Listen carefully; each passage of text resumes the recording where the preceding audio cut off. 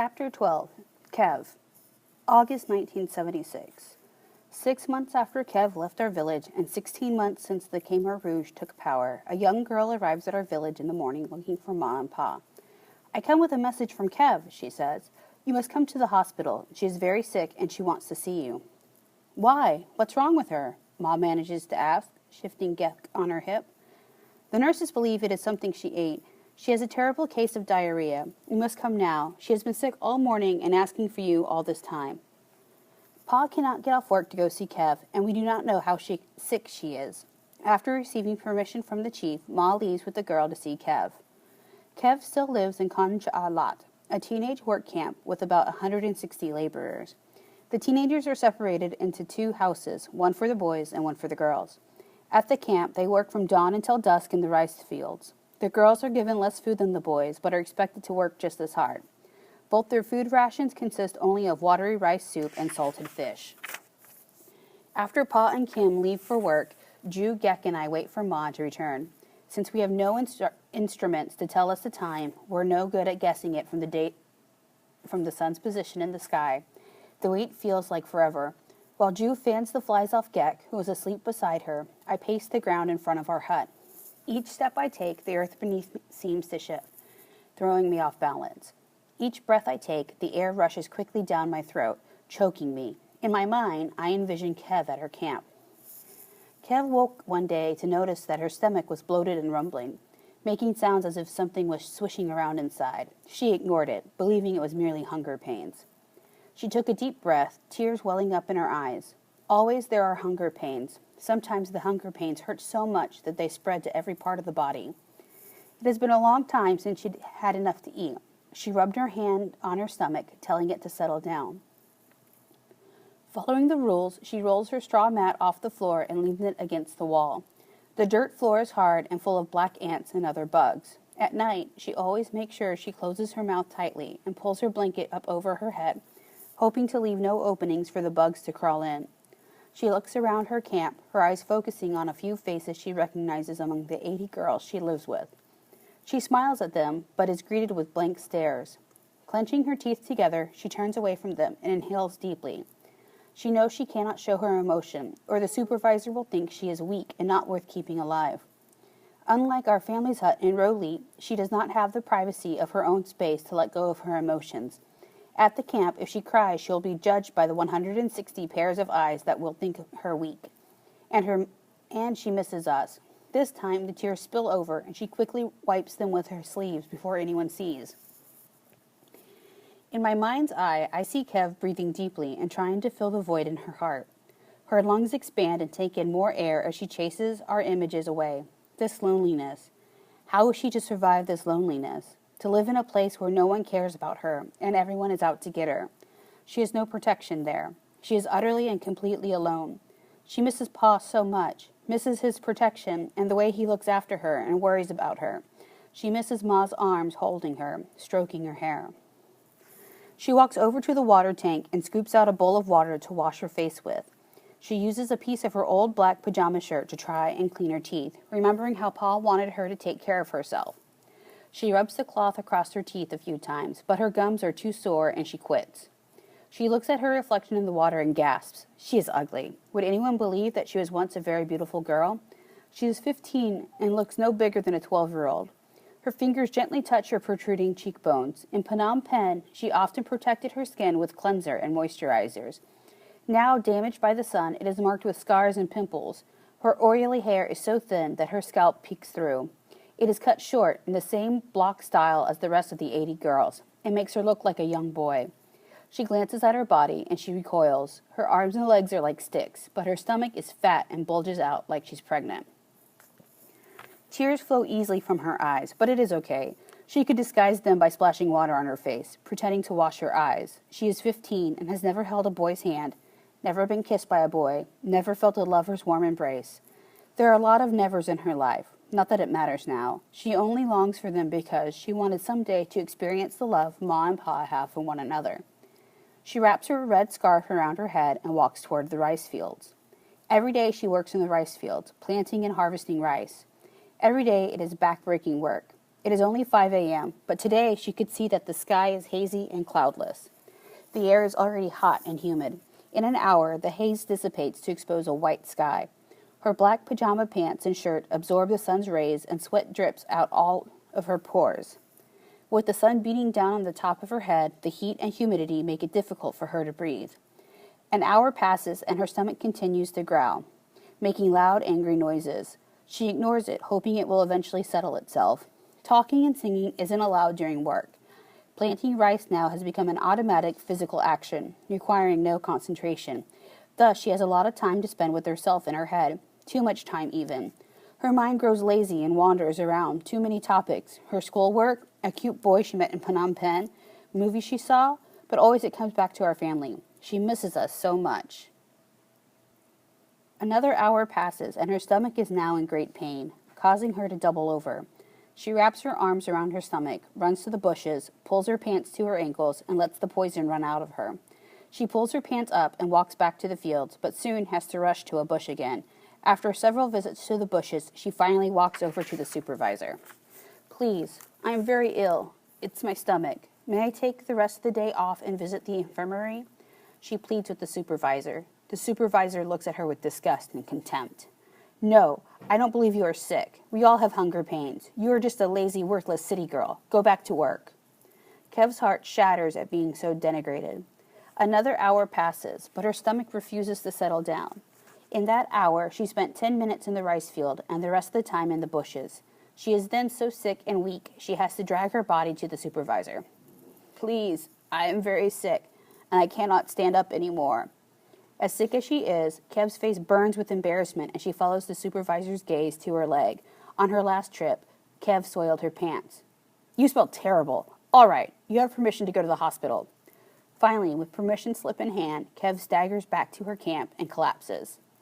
An hour after she leaves the field, Kev finally arrives at the makeshift hospital where there are many patients waiting to see the nurses.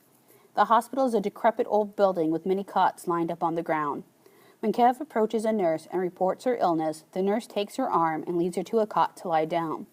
Without taking her pulse or touching her, the nurse asks Kev a few brief questions about her symptoms and hurries away, saying she will return later to check on her and bring some medicine. Kev knows this is a lie. There is no medicine. There are no real doctors or nurses, only ordinary people ordered to pretend to be medical experts. All the real doctors and nurses were killed by the Inkar long ago. Still, Kev is glad to be out of the sun. At Row Leap, when the sun hovers directly over my head, the lunch bell rings at 1 p.m. Rushing out of our hut, Ju, Gek, and I meet Pa and Kim at the communal kitchen to receive our ration. Sitting in the shade, we eat our meal of thin rice soup and salted fish in silence. Ju feeds Gek from her own bowl, being careful Gek doesn't spill or drop anything. Her round stomach, small head, stick-like arms, and legs look disproportional to the rest of her body. All around us, groups of 5 to 10 people sit together and quietly consume just enough food to live for another day. I look up and see Ma's figure returning. Her face is red and puffy from crying. We know something is seriously wrong, yet none of us are ready for the shock of the news. "She's not going to live. She's not going to make it." Ma weeps as she whispers the words. "Kev is not going to survive the night. She's very sick and has a bad case of dysentery. They believe she ate poisonous food. She is so very thin and sick just from one morning of diarrhea." Ma drags her palms from her eyes down to her cheeks as she describes Kev to us. She tells us there is no flesh left on Kev's body. Kev's eyes are sunken deep into their sockets, and she can hardly open them to look at her. When she first saw Ma, she did not recognize her. Kev wheezed and gasped for air just from trying to talk to her. Ma breaks down and weeps loudly. When she finally did speak, she kept asking for Pa. "Ma, where's Pa? Ma, go get Pa. I know I am going to die, and I want to see him one last time. I want him to bring me home to be near the family." Ma tells us this is her last wish, to see her family and be near them even after she's gone. She said she is tired and wants to sleep, but will wait for Pa to get there. She is so weak she cannot raise her hand to wave the flies away from her face. She is so dirty. They didn't even clean her mess up until I got there. They just let her lie there in her sickness and dirty sheets. No one is taking care of my daughter. After Ma and Pa received permission from the chief to go get Kev, they hurriedly leave together. I sit on the steps of our hut with Kim, Ju, and Gek, watching our parents disappear to bring my oldest sister home to us. Kim and Ju sit quietly, lost in their own thoughts. Gek crawls over to me and asks where Ma went. Receiving no answers from us, she climbs down the steps to sit on the ground. Picking up a branch, she draws circles, squares, and crude pictures of our hut in the dirt. As we wait, the minutes turn into hours, the hours into eternity, and the sun refuses to lower in the sky to make time pass faster. I follow them in my mind as they travel to the hospital to find my sister. I imagine Kev there, waiting for our parents. Kev remembers the feel of Ma's hand softly touching her forehead. It is the best thing in the world to have someone love you. Though she cannot feel her body much, it is nice to have Ma's hand on her, cleaning, wiping, smoothing her hair. She misses them so much. She misses Ma so much now. The memory brings a small smile to her lips. She smiles again, thinking of Ma. But soon the smile turns to tears. She cries silently, finally letting go of her emotions. She wishes Ma didn't have to see her like this, worrying about how she appears to Ma during her last visit.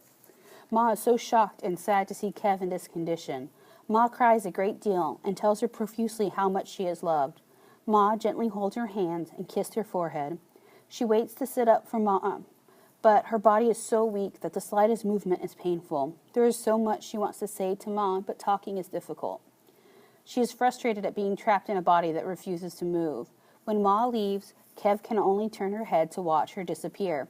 "Come back quickly, Ma," she whispers. She knows Ma does not want to leave her, but Kev wants to see Pa one last time. She misses him and the rest of her family so much. A wave of sadness washes over her and seeps into every inch of her body, taking her breath away. A sadness so enormous and overwhelming she does not know what to do with it. A black fly buzzes over and lands on her hand. She is too weak to swat it off. A strange chill runs up her spine. She knows it is to be pure fear. Her heart weighs so heavy, and it is getting more and more difficult to breathe. "Pa, I'm so afraid," she cries into thin air. "Please, come see me now." When at last I see their distant figures return, my siblings and I rush toward them. My heart breaks when I see my parents return without my sister. Their faces are drawn and long. I run to them for news of my sister's condition, though in my heart I know she is already dead. Ma, having lost her oldest daughter, runs to her youngest daughter, 4-year-old Gek, and clasps her tightly. "Kev was already dead by the time we got there," Pa speaks wearily. "She died shortly before we arrived. The nurse said she kept asking if we had arrived yet, saying how she wanted to be home and nowhere else. We got there too late. I asked the nurse if I could take her body home, but they no longer knew where she was. They had thrown her body out because they needed the bed for the next patient. We tried to look for her among the dead on the floor, but could not find her." The nurse went on to tell Pa that more than a dozen girls died that day from food poisoning. She said it was lucky they were notified at all. Most of the time, they don't know where to contact the parents. Those who have no contacts for, they buried right away. Kev's body must have gotten mixed up with them. They acted as if she should be thankful, we were told. Now she's dead, and we cannot find her. Pa tries to control his anger, but his face contorts, his shoulders shaking. Pa hides his tears from us and covers his face with his hands. "I asked them if I could have Kev's belongings," Ma whispers hoarsely. "The nurse went to look for them, but came back with nothing. When I saw her, Kev still had the gold watch, a gift from us that she kept hidden. She knew she was dying and took it out and wore it for the last time. The nurse said she doesn't remember seeing a watch on her wrist, does not know where it is. Most likely, someone had stolen it off her wrist." I cannot listen anymore. I run and run, finding myself heading for the woods. There, beneath a large tree, next to a thick bush, I hide from the rest of the world, hugging my knees tightly to my chest. I rest my head on my forearms. I cut my hands over my mouth and scream out in pain over the cruel death of my sister. The sound burns in my throat, fighting to be released, but I hold it in as tears stream out of my eyes. People have always said that Kev and I were similar in many ways. We look almost identical to each other, and we're also alike in personality. We were both headstrong and always ready to fight. Kev's last wish was not granted. She did not get to see Pa before she died. I wrap my arms around my stomach and double over in pain, falling to the ground. In the thick grass, my tears pour out for my sister and seep into the earth.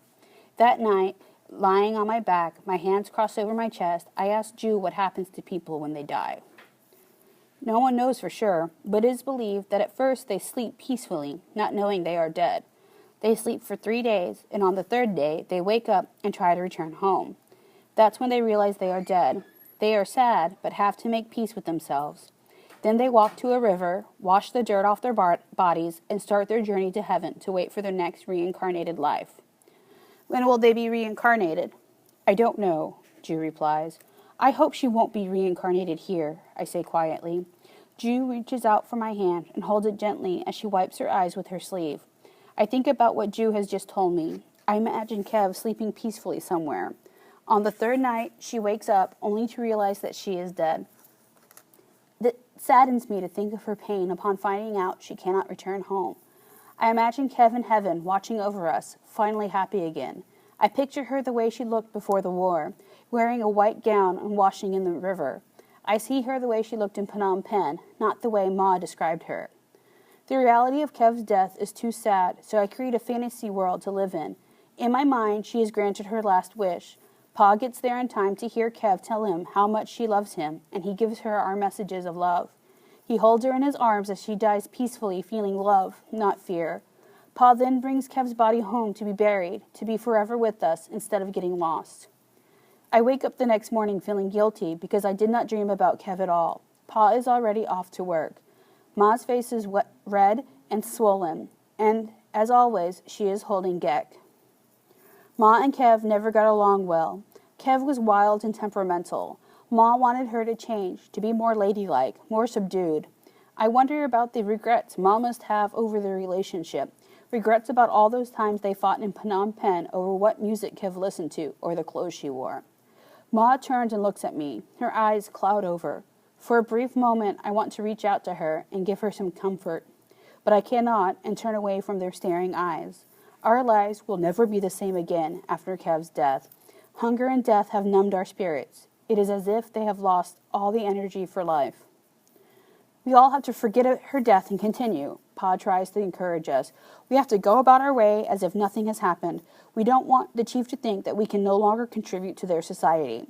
We have to save our strength to go on. Kev would want us to go on. It's the only way we will survive.